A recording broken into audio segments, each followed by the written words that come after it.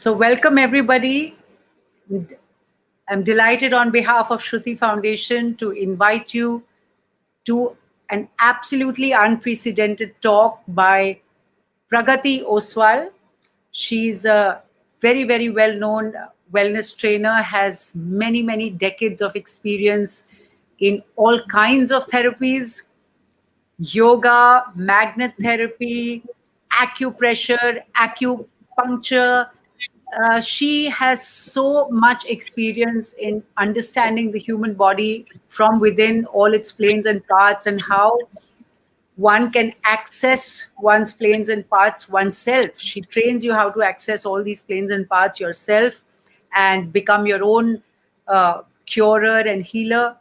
So we are really delighted at Shruti Foundation to invite her to share her knowledge free with all of us today. And of course, it will be available on Facebook and YouTube even after this for all your friends to view. So, Pragati, welcome to the show. Welcome and thank you for giving us this wonderful free talk today on accessing the remote healing system of the human body. Uh, I'm sure you will absolutely enthrall our viewers with your great practical knowledge. And of course, this is a precedent to the 7-day workshop by you, which we are starting on the 30th. So from 30th September to 6th October, we are having this amazing practical experiential workshop with Pragati. And today you will get only a glimpse into and of course other things that we will talk about, but you'll get a glimpse into what she has to offer in 7 days to come, right from the end of September to 6th October. So with that, I won't take more of your time except to tell you that I have personally experienced Pragati's healing expertise and her power to teach and to heal people. And we are just so grateful to her that she's here with us today to share her great knowledge and expertise with you. So now over to you, Pragati, and we're really looking forward to hearing you. And here you go. So I'm going to go off the screen, and the screen is all yours. Thank you so much, Shruti. I am delighted to be here, and that was so sweet of you to have shared your personal experiences with the healing and my knowledge. Anyway, so hello everybody. Welcome. I am happy to be here, like I said. And before I start this session, I would like to say a prayer because this is how I start all my sessions. So it's a prayer about exchange of knowledge between two entities. The speaker or the teacher or the one who is perceived as the source of knowledge, and others, the shrotas, the listeners, the students, or the ones who are there to receive the knowledge. So knowledge doesn't belong to either. Knowledge happens as communication happens. So in that spirit, I would like to start.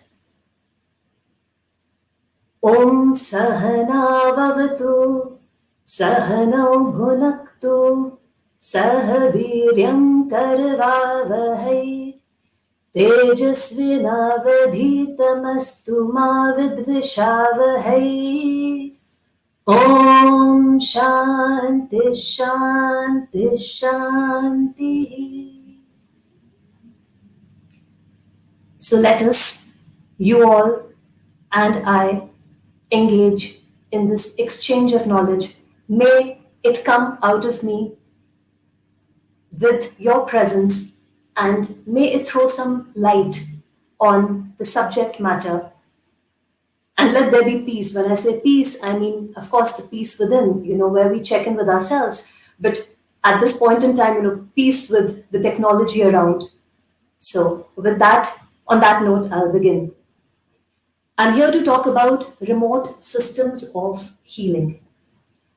And I would like to go a little bit into how and when some of these remote systems were developed and by whom they were developed. In fact, perceived, not even developed. So Thousands of years ago, think about a time when we did not have technology. We did not have any technology, let alone access to understand the body. Now we have ultrasound, we have X-ray, we have fancy laboratories. You can dissect and see inside the body. But at that time, there was no technology to really look inside the body. Unless, of course, somebody dead and that body wasn't claimed by anybody. Or if one, cut open a carcass of an animal to study the anatomy, physiology.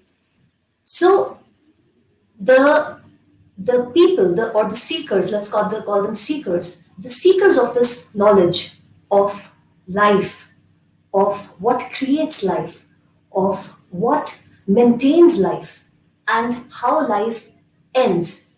So the ones who were seeking knowledge about body, about health, about life, about longevity, truth about life and existence, did not have access to all this technology that I just spoke about.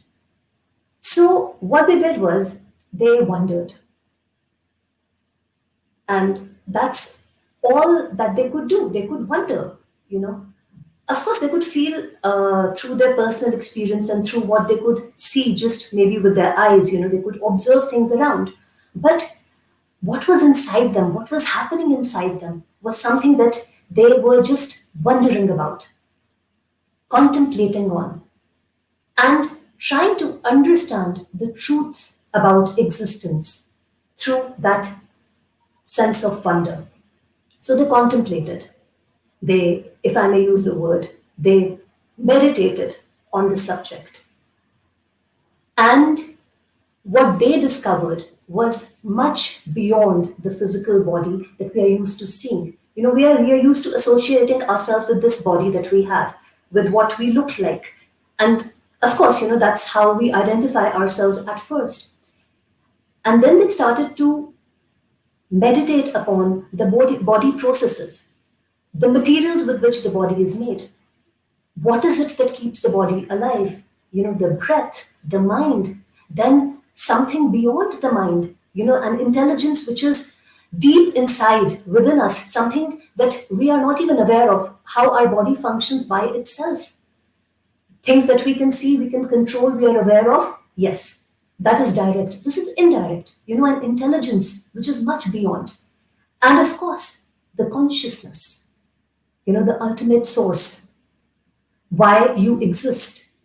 So they reached all these metaphysical layers of existence by contemplation. And these people, were not called doctors.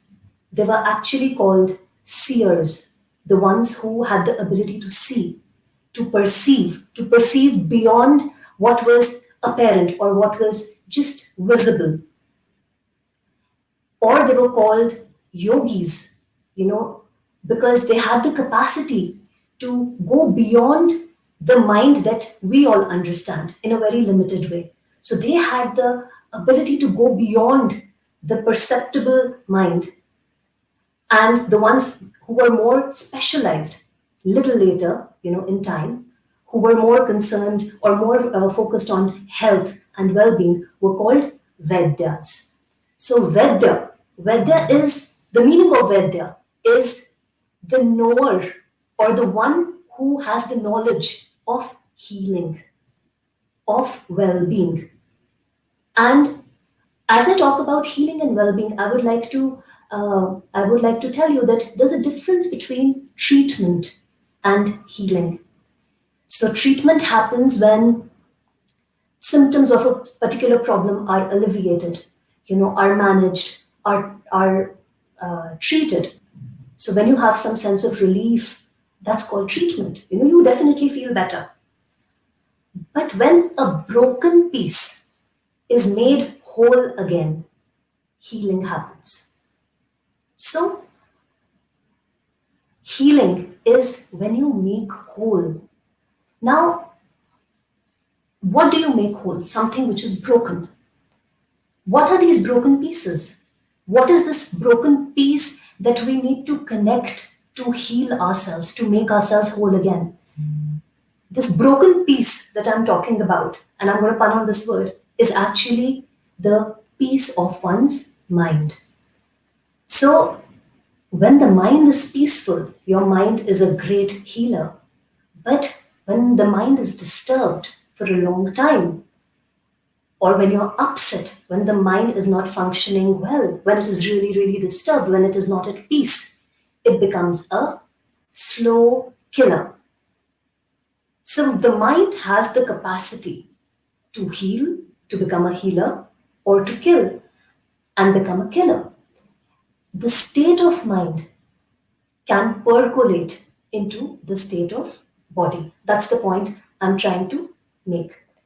And while not all diseases originate from the mind, there's a separate category where disease or accident or injury, the source lies outside of yourself, outside of the scope of your mind. It's like, for example, COVID right now, that's contagious, or if you have a break in the bone, a fracture, or if you need surgery.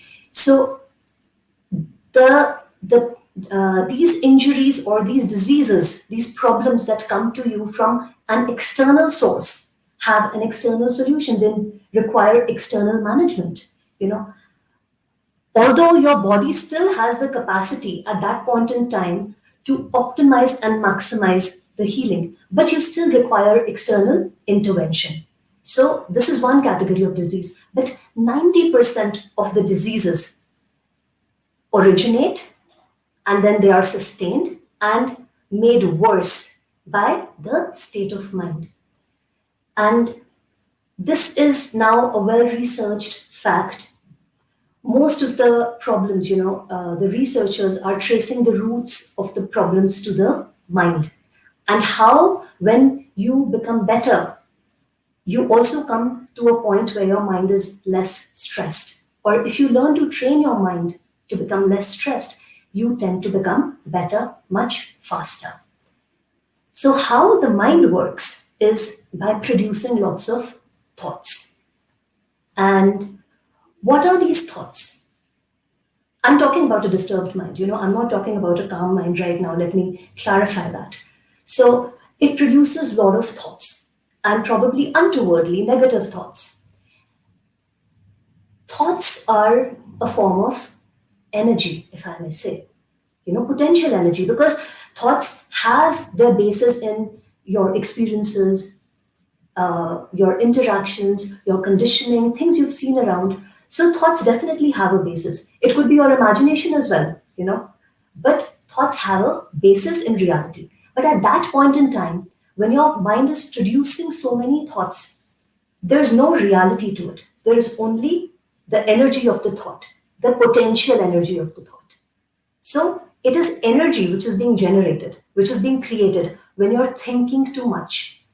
And when you're thinking too much and thinking about it over and over again, in fact, you would be very familiar with this phrase. We say this to each other all the time, that you're thinking too much. You're uncomfortable because you're thinking too much. And many times you would have also noticed it, and I hope most of you would agree with me when I say this, that you can literally feel pressure around your temples, your head, or maybe some sort of nagging pain in some portion of your body when you're thinking too much. That's because these thoughts contain potential energy, and energy converts itself into mass. So Einstein proved it, many years ago through his theory of relativity, that energy and mass are interconvertible. So energy converts itself into mass. So too many thoughts, too much of potential energy gathers ample potential and then converts itself into a physiological phenomena, pain or tension or cramp, could turn into some sort of you could say some sort of a lump somewhere, in the body. So energy converts itself into mass. I can actually give you another example, and this is one of my favorite examples of all time. So when we eat food, like let's talk about this the other way. Energy converts itself into mass, and mass converts itself into energy. So when you eat a lot of food, food is mass, right? So when you eat, energy is produced. Okay, and energy is required for functioning of the body, for your body systems and body processes. But what happens when you eat too much food? When you have a lot of mass, energy is created, and then energy again converts itself into mass. So you become bigger in size. So energy converts itself into mass. And when you work out, what happens to that mass when you work out regularly, consistently? That mass vanishes. You become smaller in size. What happens to that mass? That mass also gets converted into energy. So we'll come back to the disease part of it, that how thoughts, the potential energy, convert themselves into physically palpable pain, or pain symptoms, or a feeling of ill being, not well being. Now, energy has, this energy that I'm talking about communicates itself to the body through many sources, and one of the main source is through the breath. So you would have seen that whenever you are unsettled, whenever you are disturbed, your breathing becomes haphazard. You could be breathing too fast. You could be, just stopping your breath, something of the sort. And when your breathing is not rhythmic, when your breathing is haphazard, more carbon dioxide is retained in the blood, and that makes the blood acidic. So it makes the body vulnerable. Now, you can definitely control or regulate your breath, but most people, ask me, and I'm wondering if some of you have this question in your head: how do you control the mind? Because it is not easy to control the mind, and the nature of mind is such that it is not supposed to be. It cannot be controlled. It is chanchal. It is that which keeps moving. So yes, it is hard to control your mind, but let's do this. In fact, let's do this now. Everybody, hold your breath right away. Immediately, right now, hold your breath.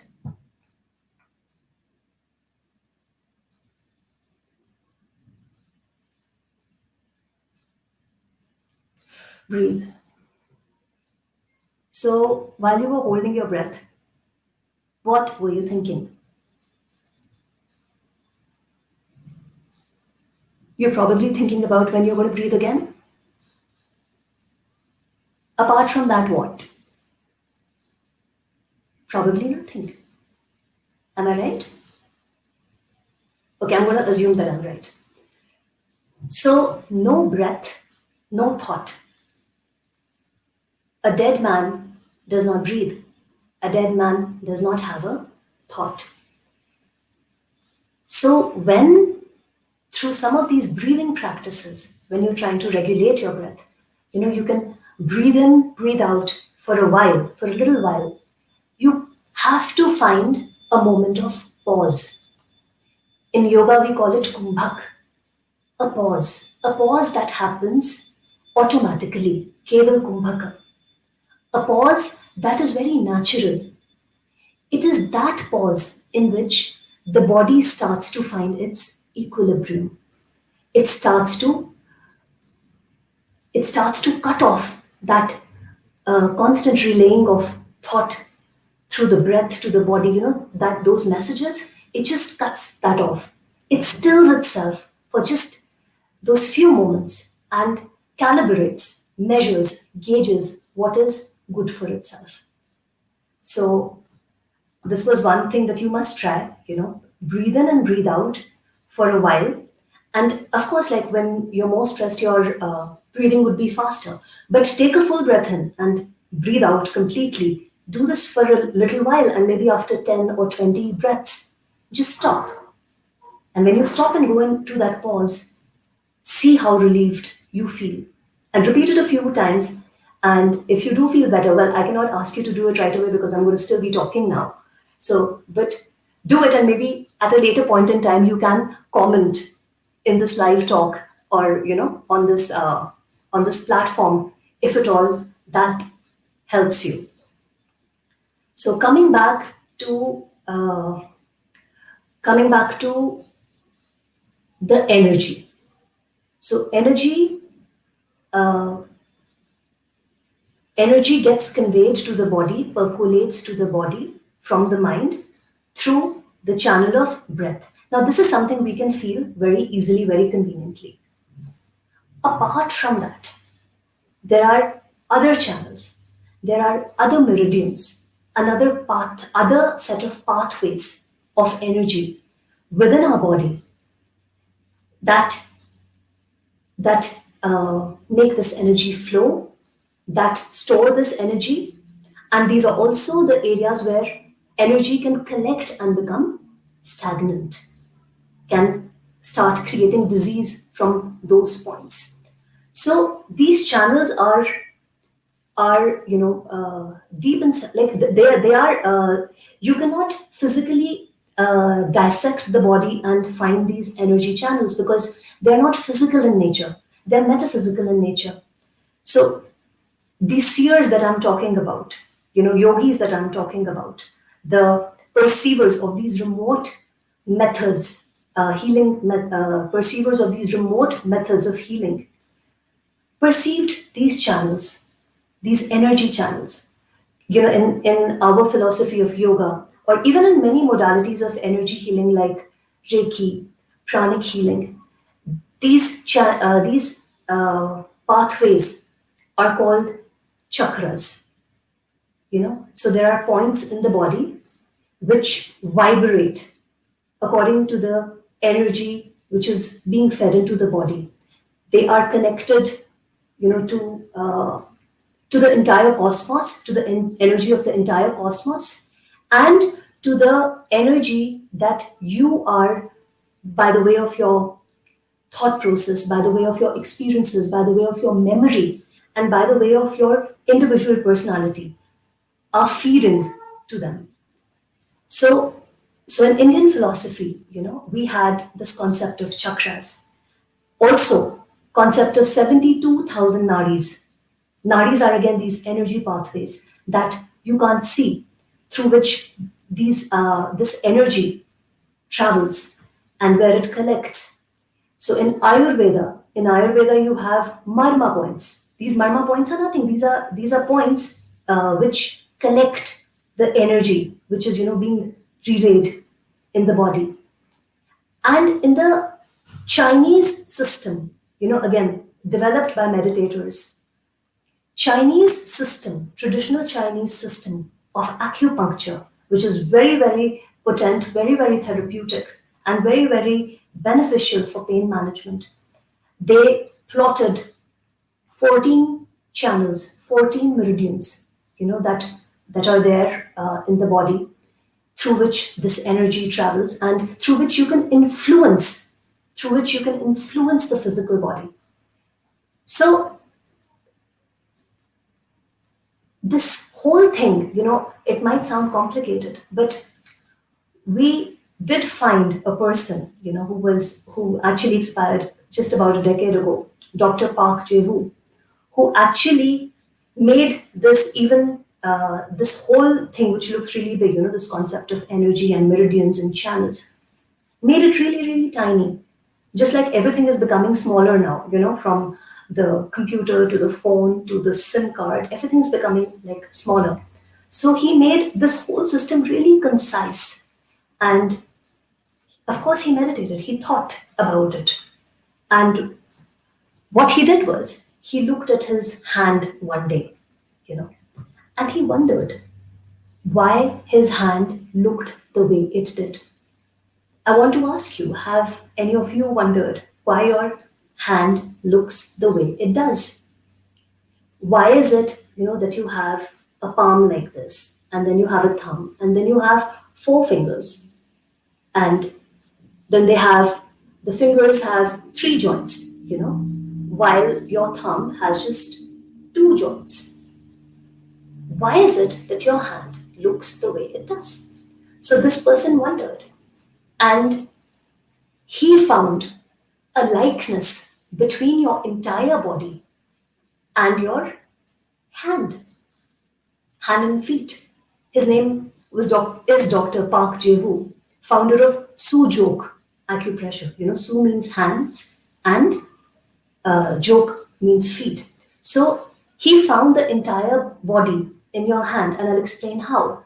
So, look at think about your torso. You have 5 projections coming out of your torso. You have your head, you have these arms, you have, 2 legs, and 1, 2, 3, 4, 5.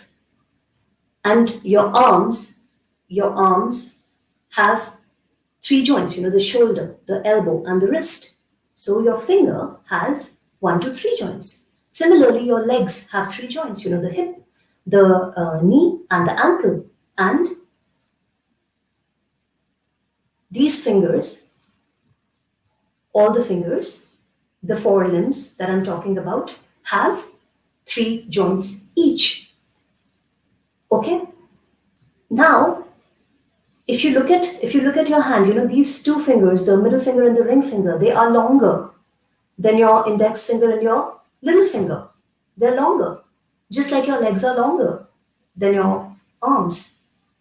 And if you look at it this way and, imagine yourself tilted to the side, you would understand how the side to which you're tilted, that arm will become longer and the one which is sort of on the opposite side will become shorter. And coming to your thumb. So your head and your neck, these are 2 joints. Like there's one here from where your head moves and the other one from where your neck moves. So you have 2 joints here. So, and this is your torso right there. So you have an entire system plotted right here in your hand. So I'll try to put on a picture for you to see, to make it a little more clear how you can find your entire body in your hand. So can we have the picture? I think that should be clear. So, if you can see, there's a thumb, this portion right here, your face, your neck, and then here there's the lifeline, this one portion like the diaphragm. So your lungs are here. Then these are your arms, your index finger and your little finger. And the middle finger and the ring finger are your legs. And here in the middle, you have your organs, abdominal organs. Similarly, on the back side, you have an entire spine there. If you can see, towards the right side of the picture. So you have a spine, your cervical spine, part of your thoracic spine, and just like, your lumbar spine comes and ends here with the tailbone. So a likeness is this, I think this should be clear. Right there. And like I just said this, so if this is your, so I'm just going to demonstrate this at the same time and make it a little dark so that you can see it clearly. So if this portion, if this is your spine and you happen to suffer from a pain in your lower back, you can actually just apply pressure here.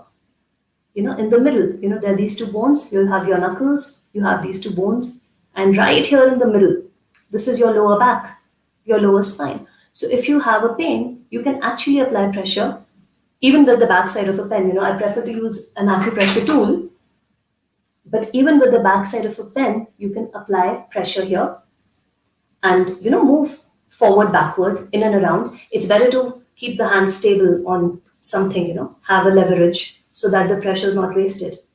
And apply some pressure here. And then if that pain radiates to the leg, then maybe a little bit on the side. So just forward, backward, round and round. And you'd be surprised how quickly that pain would go away, or at least be alleviated to a good degree, to some extent, to quite an extent, appreciable extent, I should say. Similarly, if you have a pain in the neck, here's your face, here's your neck, and then the back side, that's your neck.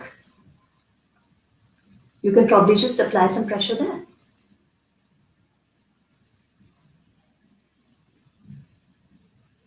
Just around this whole area. Maybe you can just use your own hand to do that.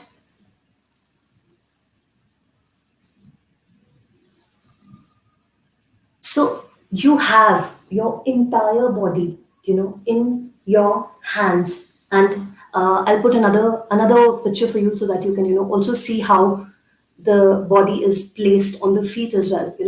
Similar picture where you can see the hand and the feet simultaneously. Just give me a moment there. And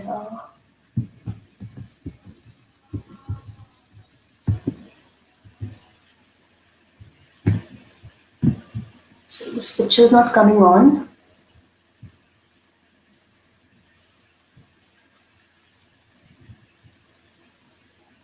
There it is. So there you go. Whole body in your hands, in your feet. Literally health in your hands, if I could say.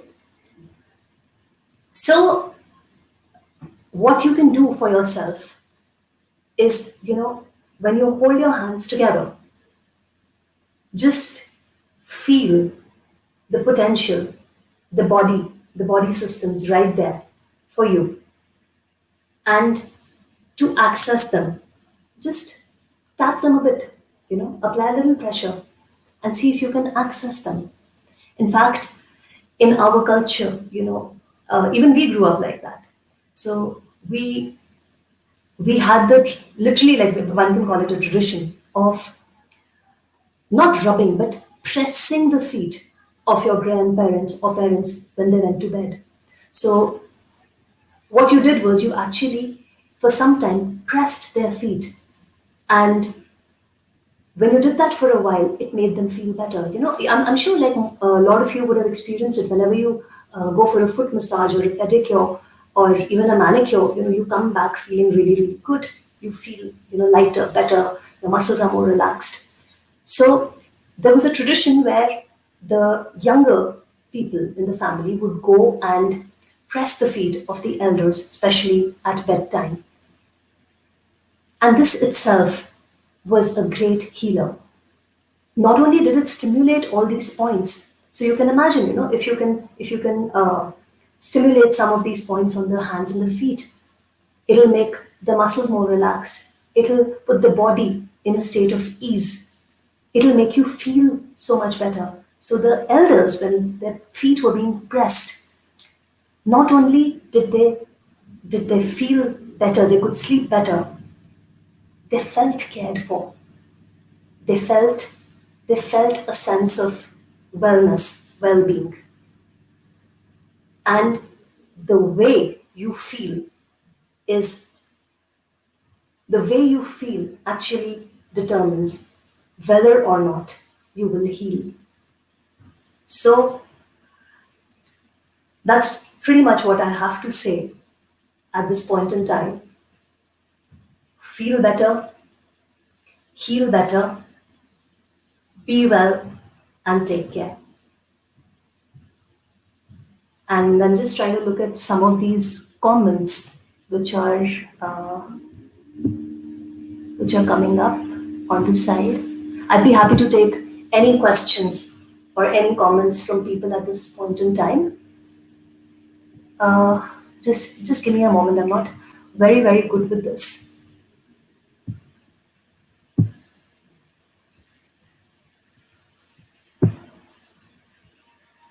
Wow. So nice. So sweet. Thank you so much. Thank you so much for your comments. And Viva, I'll end the session with a prayer then. A prayer again for well-being of absolutely, absolutely everybody. So,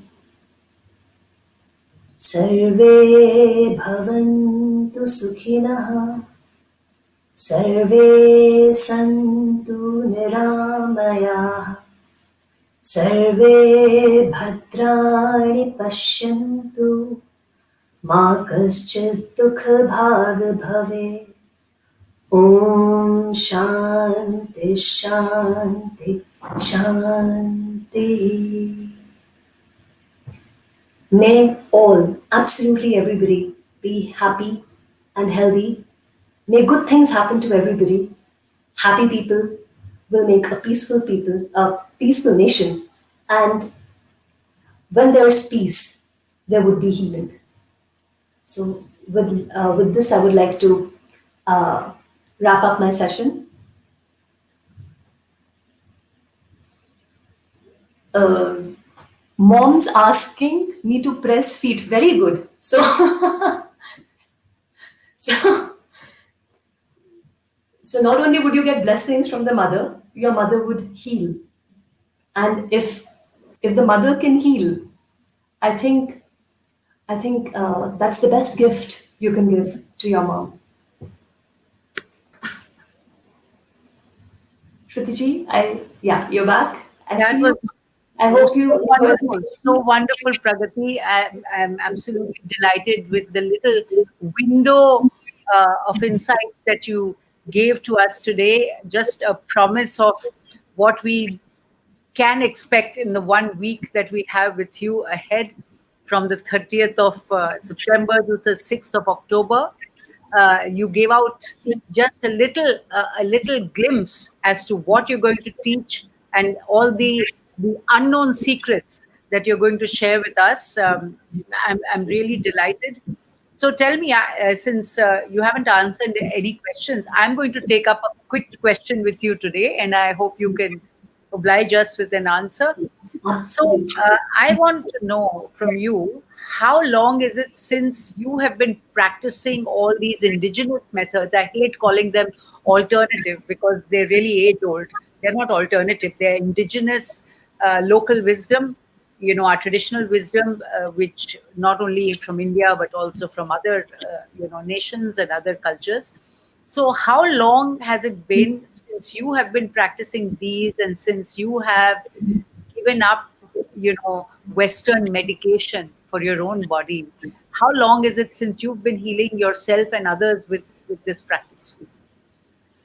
So it's been 21 years exactly.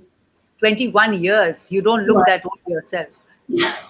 So, so my father happens to be a cardiologist, and my entry into this field happened because of his problems.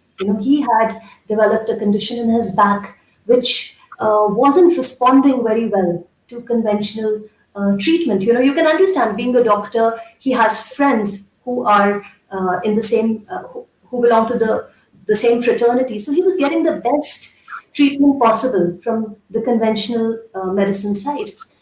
And each time, he would have an episode of back pain, a slipped disc, anything of the sort. He would literally be, one can say, like, he would be on bed for days or even weeks together. And it would be hard for him to move. So it was very hard to see him in that sort of pain, because otherwise he had been so active in his life.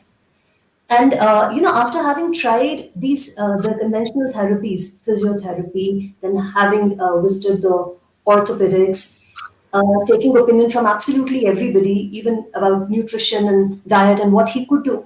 So after many years of that, during one of his very severe episodes, one of our family friends suggested that he try Reiki.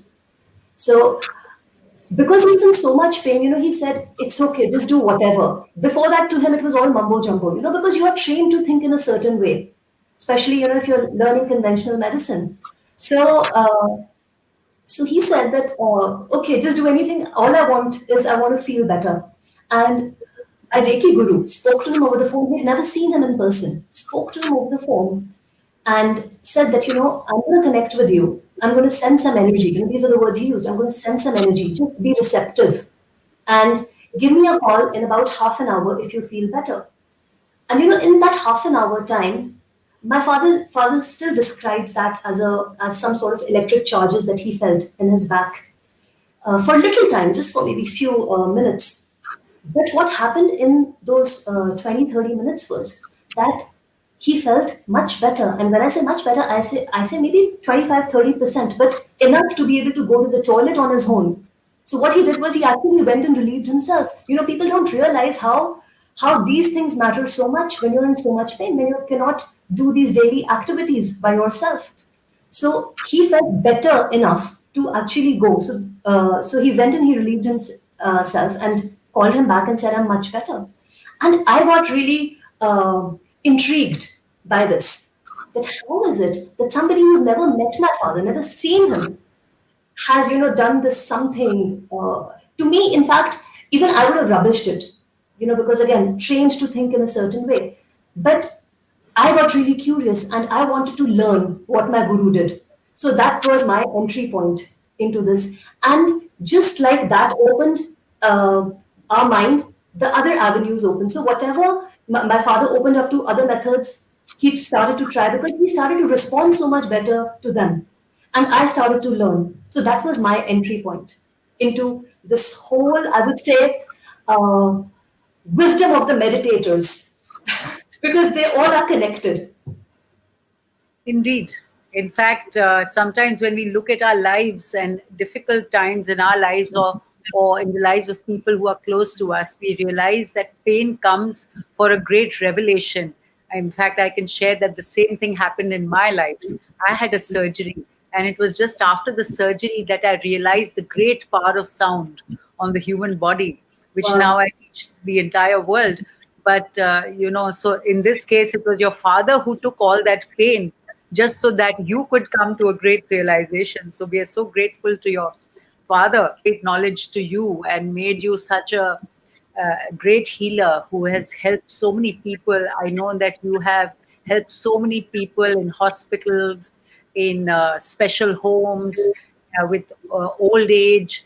You have done so much to relieve the pain and the suffering of people in so many different walks of life. And we're really looking forward to having you relieve not only the physical pain but the psychological pain and the emotional pain that people are going through, particularly in this very challenging space time in the universe, you know. And I think it's a great moment of transformation for the universe, where we are so grateful to be there to share whatever the universe has given us. However we have been blessed by the universe through our own circumstances, whatever we have managed to learn, it's we are grateful to the universe, and I am personally grateful to you, and the foundation is grateful to you, Shruti Foundation, that you are sharing your knowledge and bringing it to the world. And I strongly recommend that we all do Pragati's course from the 30th to the 30th September to 6th October. We're really looking forward. In fact, we have some amazing courses after Pragati's ends on the 6th. We have another wonderful course on the sacred science of Sri Vidya, which is from 10th to 16th October. Let's get Pragati back on screen, please. Just get her back on screen. Yes, we haven't said bye bye to her yet. So, so, I so want to answer a couple of questions before I go. I see them popping up. oh, you're So, seeing them. Okay, okay. So let's take the questions. I will, after we finish with Pragati, I will invite Avantika to share details on all the workshops. And Pragati, over to you. Please take up your questions now. So, what do I recommend one should do to get a nice, peaceful sleep? Rub your feet, massage your feet, press your feet, howsoever you know to do that. Just spend some time. Take 15-20 minutes time. We spend 15-20 minutes time on the phone, before we sleep. So invest that time into rubbing your feet, massaging your feet, pressing your feet, and there's a high probability that you'll sleep much better because it will release muscle relaxants in the body. And when your muscles are relaxed, you sleep better. I'm sure you would have experienced that with conventional medicine, of course. Like if you take a muscle relaxant, you sleep better. And someone has asked what to do for pain in the legs. So again, I would say, press the feet, the calves especially, unless and until. So I do not know the details of what this leg pain is. If it is sciatica, if it's that sort of pain, then the points are showed right there because it comes from there down, it travels to the leg. Then these points right there would really help, and you could also maybe rub your hands against each other, put a little oil, and with some pressure, cover, because these are your legs. These are the correspondences for the legs. So rub them a little hard. You can get the same thing done to your feet if your feet are not, hurting along with the leg. So that's what I would recommend. And I think I'm done. I think those were the questions, right? So over to you. So thank you, everybody. Thank Be you, well. Pragati.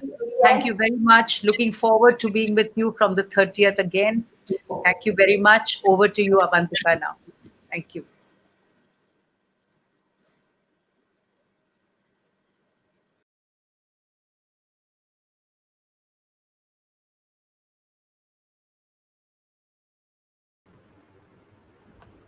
Namaste everyone.